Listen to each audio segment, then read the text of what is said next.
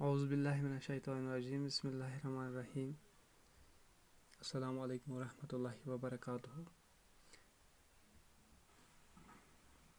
आज का जो टॉपिक है is for class 10th from the biology portion of your subject that is science.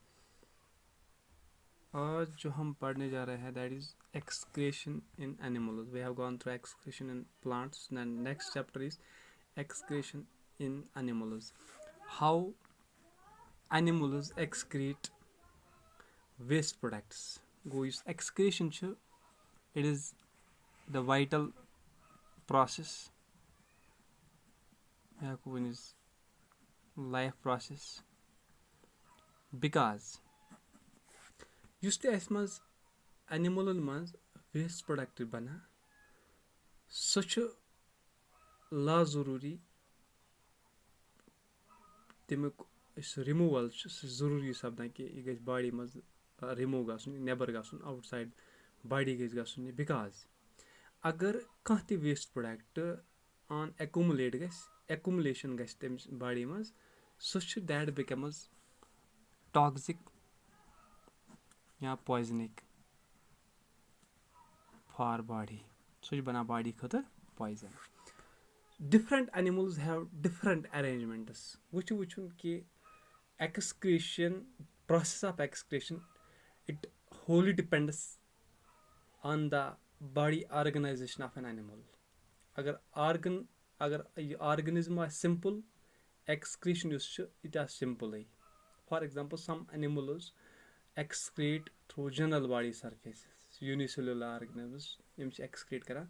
For example, we have got amoeba.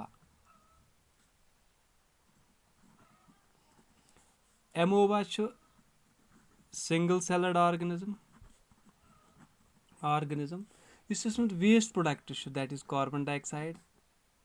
This is remove by diffusion. So diffusion क्या is through cell membrane. So that means यह करान ये waste product remove by the help of diffusion carbon dioxide. वो अगर nitrogenous waste बना nitrogenous waste for example we have got ammonia यथ लगा ammonia excrete करनस एमस वाटर मगर एम खुद special organs we have got contractile vacuoles यम एक्सक्रीटिव फंक्शन कर तम पत क्या अगर अस फॉर एग्जांपल बे एग्जांपल नमो अर्थवर्म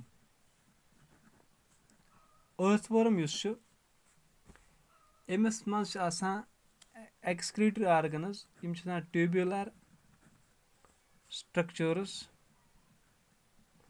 यमन ट्यूबुलर स्ट्रक्चर वनान the particular name we call that nephridia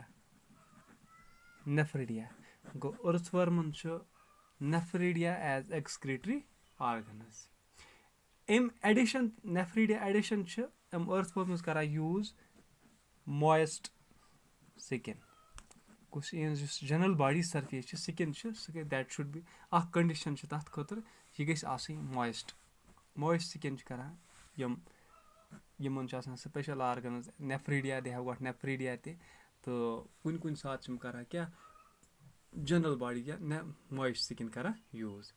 अगर ह्यूमन्स नमो इंसान human excretory function they have got pair of kidneys. अगर किडनी वो किडनी क्या बनियाम यह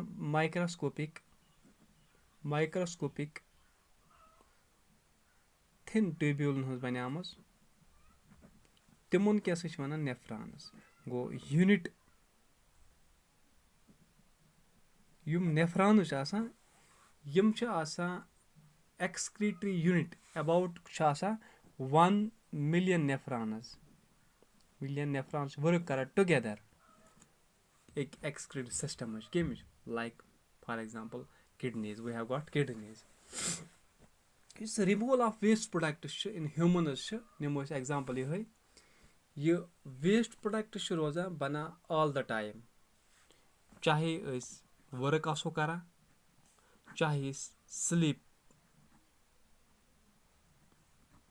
स्लीपिंग मज आसो, प्रथ कुन टाइम बना एक्सक्रीटरी वेस्ट प्रोडक्ट्स सानी बॉडी में. आवर बॉडी यह प्रोड्यूस कर waste products. For example main waste products we have got carbon dioxide.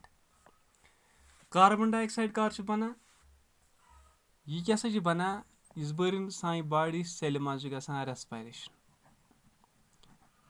Respiration गई आसान रेस्पिरेशन मीन्स कि ऑक्सीडेशन ऑफ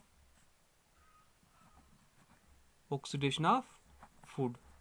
सानी बॉडी सेल फूड वातान तथ गसान oxidation in presence of oxygen. Oxygen जरूरत गो ऑक्सीजन बनो रेस्पिरेटरी गैस, या यह हेको वन यह फॉर ऑक्सीडेशन लगान कुस ऑक्सीजन. अत नीरान जो चीज़ एनर्जी रेस्पिरेशन दौरान प्लस नीरान वेस्ट नीरान in the form of carbon dioxide. यह इन गैसेस फॉर्म नीरान. यह कार्बन डाइऑक्साइड पत कुत यमो सेलो पे सान लंग्सन मज लंग्स करान एक्सपेल अत एक्सपेल. यह बनो वेस्ट प्रोडक्ट. अगर कार्बन डाइऑक्साइड गस एक्यूमुलेट अमिच पॉइजनिंग हेकान गसित. दोयम चीज वेस्ट प्रोडक्ट यूरिया. यूरिया कर बना यूरिया वेस्ट प्रोडक्ट. यह गसान कर बना by decomposition of unused proteins. यम अनयूज्ड प्रोटीन्स रोजान तमन करान डिकम्पोज पत कुस लिवर कोर यह डिकम्पोज तो अत बना waste product that is urea. यह यूरिया गसान पत एक्सपेल विद यूरिन. ठीक गो हेको यह वनित कि यम वेस्ट प्रोडक्ट्स जो रोल गसान सानी बॉडी मज. किडनीज यम सेक्रीट करान urea. Main kidneys main excretory organs of humans. So main excretory system human बी इन्वॉल्व्स किडनीज. हेको यह कि